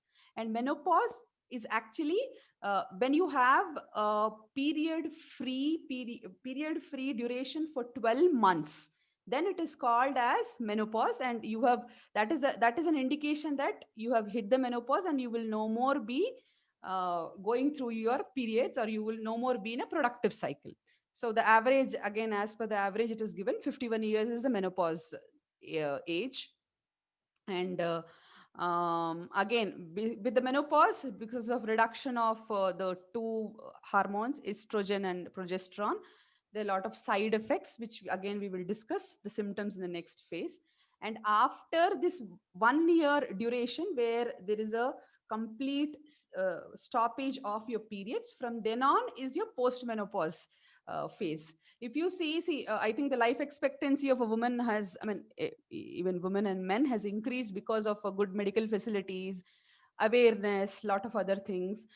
So 75 to 80 years, I could say, is the average life expectancy of a woman. And if a woman is hitting menopause somewhere in 50s, then 30 years of life, she's going to be in that postmenopausal stage. So all the more important, again, I'm coming back to that same question. Do we really need to discuss about menopause? Yes, because 30 years of life you're going to spend in this way. So it's always important that you know what you're going through. I think awareness, if you are aware of the issues that might come, you will be able to handle them in a better way. Knowledge is always good, right? Yeah. So these are the phases, stages or phases of menopause. Premenopause, perimenopause, menopause, and the postmenopause. Samya, next slide, please. Yeah. Okay. So yeah, as I said, menopause. No, it doesn't mean it is not only means that there's a stoppage of periods, but there are a lot of other things, associated things that I'll first talk about the changes and then we'll go to the symptoms. They're basically some few physical changes, cognitive changes, emotional changes, and social changes. Physical changes you would have observed in maybe in your mothers or elderly people who are there. They tend to put on weight. Then few of them have, I mean, all these symptoms or changes that I am saying, not everyone will get everything. It depends, I mean, few of them, but whatever I'm going to list down, don't get bogged down by thinking that, okay, I'm going to hit upon everything. I'll get all these physical changes, all cognitive changes, all social changes. No, what we are going to discuss is what are the different changes that can happen. Maybe there may be few for you and few for others, right? So coming back to the physical changes, you see that women put on a lot of weight, and there might be facial hair that might come for the woman, and the skin it becomes a bit saggy. Those are the prominent physical changes that you can see in a woman. Cognitive changes, few of the women also experience so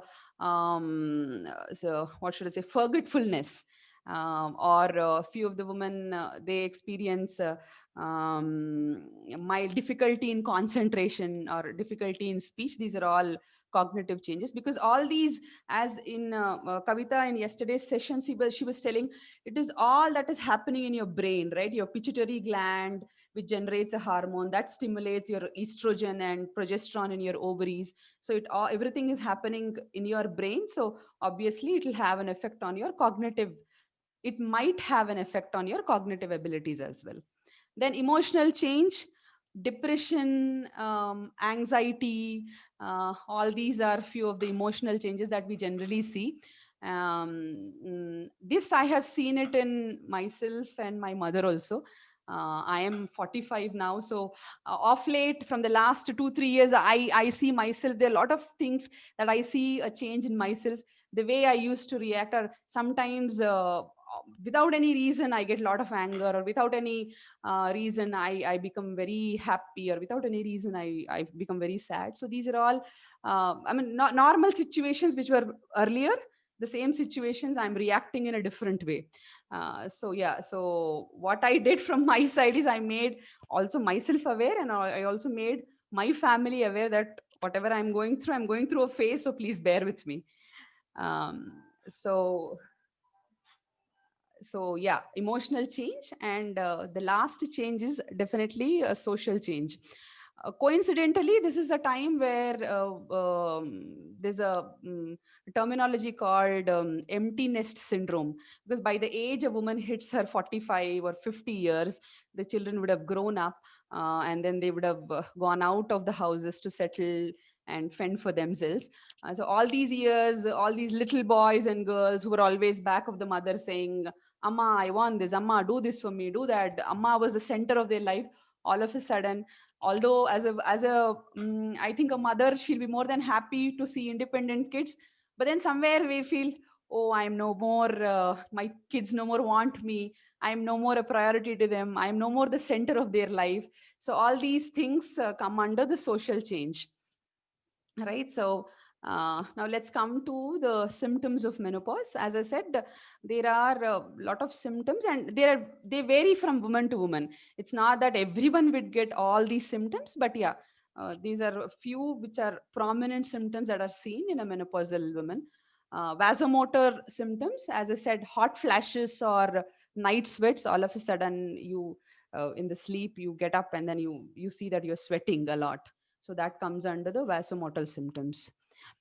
Urogenital symptoms. This is again very much seen in a woman in 45 to 50. They don't have a control on their urinary gland. If they cough or they sneeze or they laugh loud, then there might be urine incontinence. And sometimes it is a bit embarrassing, which again leads to anxiety, saying what's happening, why am I, why is this happening to me? So again, urogenital symptoms, which again might lead to emotional changes.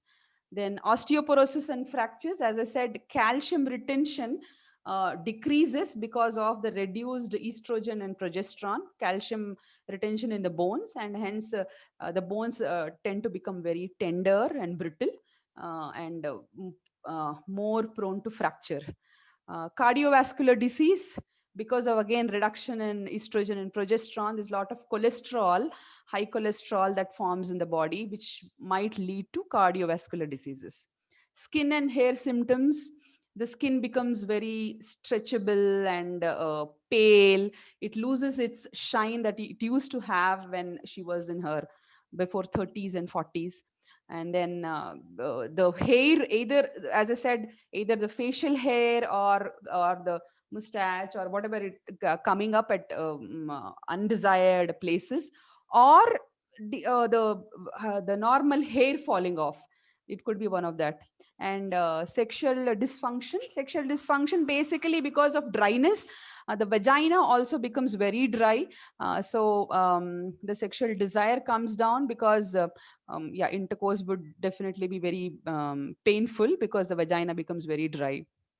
So these are few of the symptoms that can be seen in the menopause woman.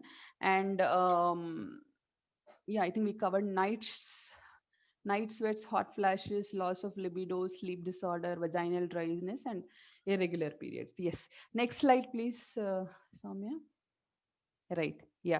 So now that we have talked a lot about what are the issues that can happen in menopause, I've just given few. One is a natural way of handling, and there is also a medical intervention which is called as hormone remedial treatment, but that has to be done through professional. And I think again, hormone remedial treatment. I'll first touch upon hormone remedial treatment, and then we'll go to natural.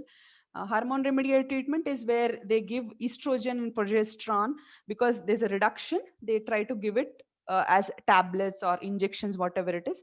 They try to induce the hormone. I think this is done only when it's a severe case of menopause and under the suggestion of obviously a doctor. But again, it will have its own side effects. Any chemical that you are pumping into your body obviously will have a side effect. Natural ways, there are it's been, I mean, although there's no scientific proof for it, but then they say that flax seeds, eating flax seeds has a similar to estrogen called phytoestrogen, which is kind of a substitute for the estrogen. So they say it is good to have flax seeds and soya seeds, which will compensate for the reduction of the estrogen and progesterone levels. And obviously, to handle all these anxiety, depression, mood swings and everything, yoga, concentration, these would definitely help. And a strict no to nervous stimulants like caffeine, coffee, tea, no to smoke, no to stress also, spicy foods, alcohol, and then fat foods. And to handle menopause, I think I think it's basically you have to have a relaxed lifestyle, getting adequate sleep, exercising, and taking sufficient water. This would all help you to deal with menopause. So I mean, menopause is basically, again, a very important milestone in a woman's life. And if she's aware of all these symptoms, she'll be able to handle them better. I think that was the last slide, right, Soumya? Right. So yeah, before if there are any questions, you can ask. But before I close this session, two things that I wanted to talk, again, reiterate is menopause, as I said, is an important thing which we have to talk about. And as I've given in the first slide, although I am going through menopause, but me not pausing in all angles, whether it is physical, whether it is my psychological or social, I'm not going to pause. although my periods are going to pause. That's one thing. Second thing, I think it's very important, whether you're talking about menstruation or menopause, we should start making this change from our homes. When we did this Suvidha program, before we attended this Suvidha program, we were very shy to talk about menstruation openly. Even if we have to say, okay, do you have a pad? We used to do it very slowly into the ears. But then our perspective changed a lot. We started implementing that change, all of us. I think Soumya and Kavita can vouch for it. That we started talking about it openly. So I even we started doing it from our home. So we did that change from our homes. So I have a son who's now 14. So when we attended this session, he was about 12, and I have a daughter who's 18. So she already attained her puberty then. So I slowly used to talk about what his sister goes through, what we go through. I think it is better as parents we give the information to our children to an extent that they need to know, or else they'll have their own ways of going onto the social media, and there's no control on the information that they will get. I think it's better they get to know about from us. At least we'll know to what extent we can share. So yeah, talk about it, make the change from your homes. That's what I wanted to say. I think that's it from my side. Kavita, any questions? That was wonderful. Thank you so much. How difficult or different is it when we are comparing? I'm reading out a question for you. Yes, yes. Comparing the I natural. can't see the Yes. chat. Yeah. No problem. I'll read it out. How Yeah, yeah. difficult or different is it when we are comparing a natural menopause and surgical menopause? Yeah. So as I said, anything, nature has its own way of slowly doing it. If it is a surgical menopause, it is a complete stop, abrupt stop, right? So if it is a natural way, nature has tapering it. So it will give you all the time in the world to handle it properly. But if it is a surgical menopause, the moment you remove the ovaries, your periods stops, and then all your estrogen generation, progesterone generation goes for a toss, and everything goes hayway. So obviously anything which is surgical, as I said, unless and until there is a life-threatening situations, like in few cases where a pregnant woman after delivery, the uterus doesn't come back, it doesn't contract back. In that cases, the only option left out for a gynecologist to save the mother is to remove the uterus. So in case of such situations, life-threatening situations, yes, surgical intervention can we can definitely, that's the only solution.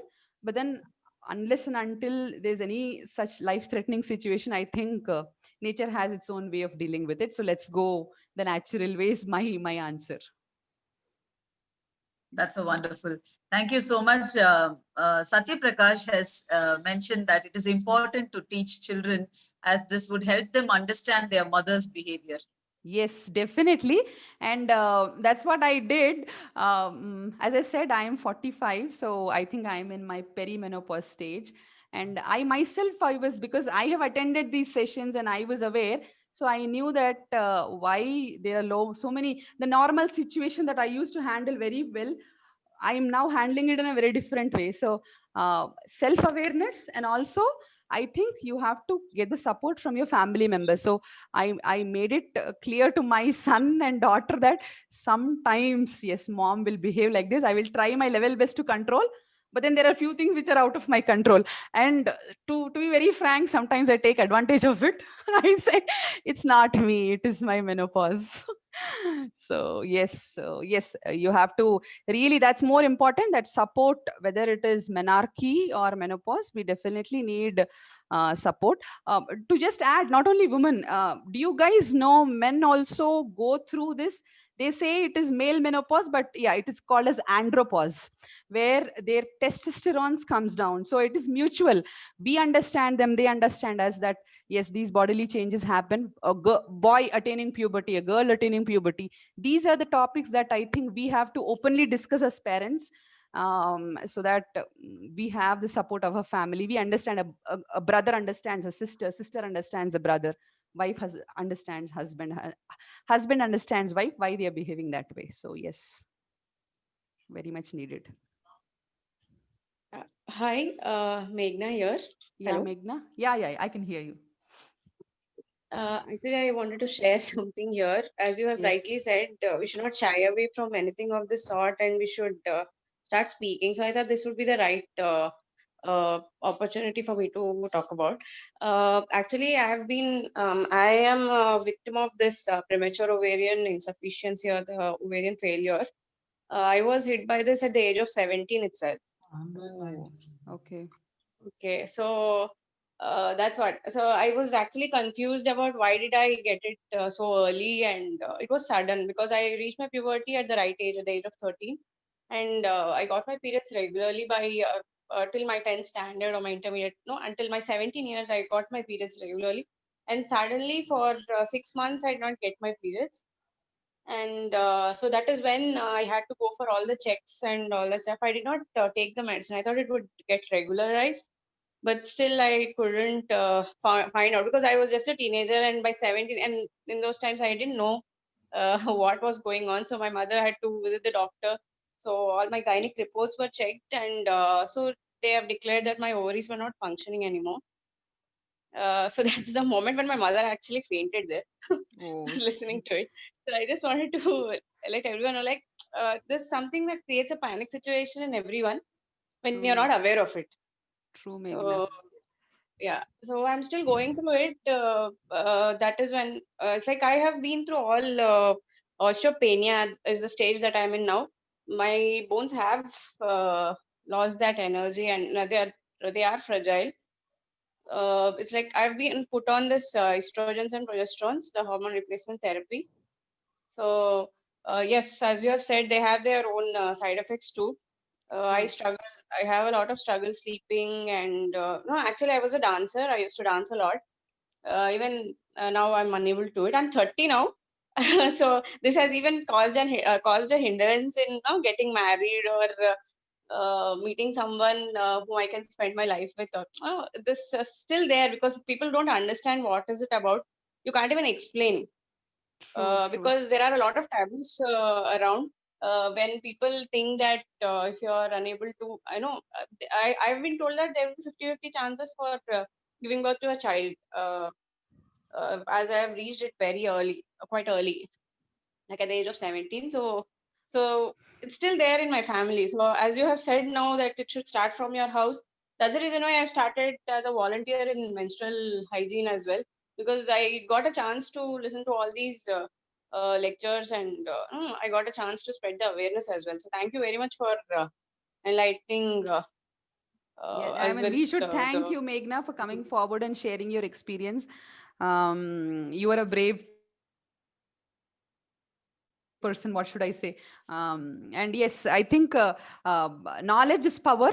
So the more you are aware, whether about anything, whether it is violence, whether it is humiliation, whether it is about these issues, I think if you are aware of your issue, I think you will be able to handle it much better.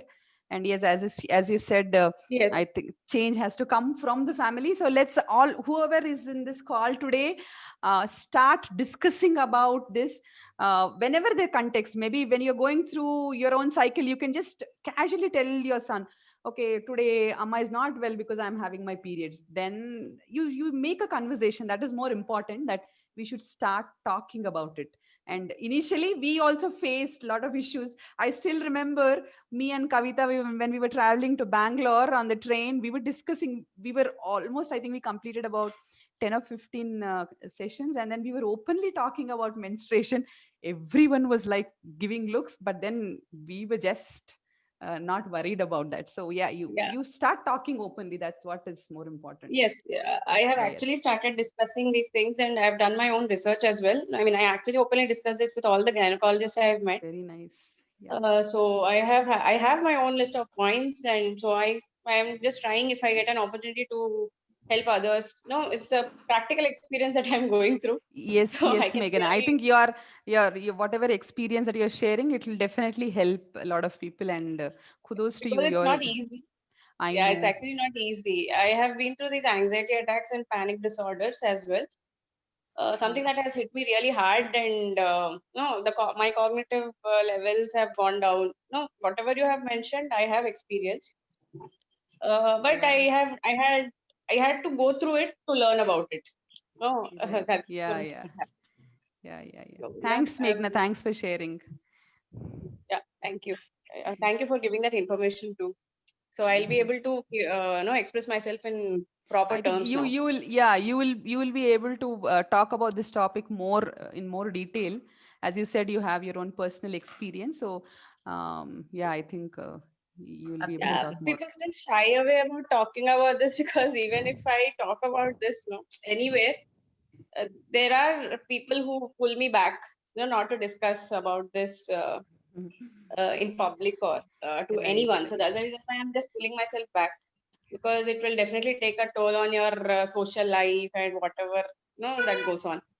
Still, I'm making sure that I am being aware of it, and I want to guide people as well how True, I true. got through this and how I'm going through this. So Yeah. I'll see if I'll get an opportunity through Kavita or anyone around. So I'll make sure I'll help others, because this is something that hits 1 in 1 lakh women. It's not that easy. Right, right. Yeah, Yeah, I think you can that's share it. your learnings. How did you handle? What are the do's and don'ts and everything? I think you are a much more informed person in that area. So I think definitely, I think, I mean, if you ask me, I think you should definitely share. Kudos Yes, to you, yes. That Meghna. You're very strong and and very, very strong.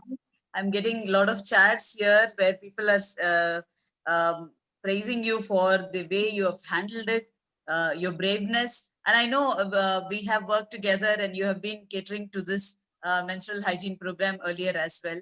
I mean, if we are able to see that you have really strongly fought it and come. I know it would have not been an easy phase, but definitely the psychologically the effects that you would have gone through, and then that now you're able to stand up and talk, it shows your braveness. Kudos to you, and we will definitely work together. We have a lot of work to do together, Meghna. sure, Kavita. I'm looking forward to it. Thank you so Definitely. much for that. Sure. And Yeah. so Thank you, Kiranmai, and thank you, Kavita. Thanks, Bye. Meghna. Any other question, Kavita? Anyone has? so it's about yeah, Kalyani was asking how, to what extent. I think we should be able to openly speak about it. Kavita, sorry to interrupt. It's already 7 actually. So can we continue the questionnaire for tomorrow also? Yes. We may have to I continue. might not be able to join tomorrow. So if there's anything that on menopause, maybe Kavita can also answer tomorrow. But then if there's anything, I maybe we will. can. Don't worry. Yes. Yeah, I Yeah. will. Yeah. Yes. Yeah. So thank you so much for this wonderful session, Kiran. Thanks, I think Kavita. we've already we are late by half an hour. So just to quickly wind up on the session. So I think we have had a wide study of just menstruation, the practices that need to be followed during menstruation and then the menopause. The entire phase is a lot of hormonal changes, and the women go through a lot of emotional changes, which when treated well by the family and her friends, will be able to live a respectable and a dignity and a life of dignity. So it is very important we spread this message across so that every woman everybody knows that we have to treat a woman well during these times. There are a lot of changes that happen for a woman during menstruation or even after the menopause. Like I vouch for Sharad, Satya Prakash. It is very important to teach the children because they should know what the mother is going through when they are growing up. We see the mother getting irritated sometimes. There might not be any reason for it, but we get angry because the mother is not being very loving to the child sometimes. So it's very important that we teach the children. And Meghna, we are definitely going to work together. Madhuri, kudos to you, Meghna, for being bold and sharing your story. More power to you. That's from Madhuri for Meghna. Amrita, not only with family members, in workplace as well. It's in our hands to normalize menstruation than projecting it as a monster. Absolutely, I agree with you. Brave of you, Meghna, Satyaprakash. It's very inspiring and really appreciate. Um, yes. So having said all these things, so why have we learned all these things? We have learned all these things so that we will take it across to the children and the women, the girls and the women across. So while addressing, it is very important that we do not hurt their religious or cultural beliefs and sentiments. We will not touch upon anything that when you say it is that is not scientifically proven. It is not. It is a taboo. It should not be addressed. We may have to respect them.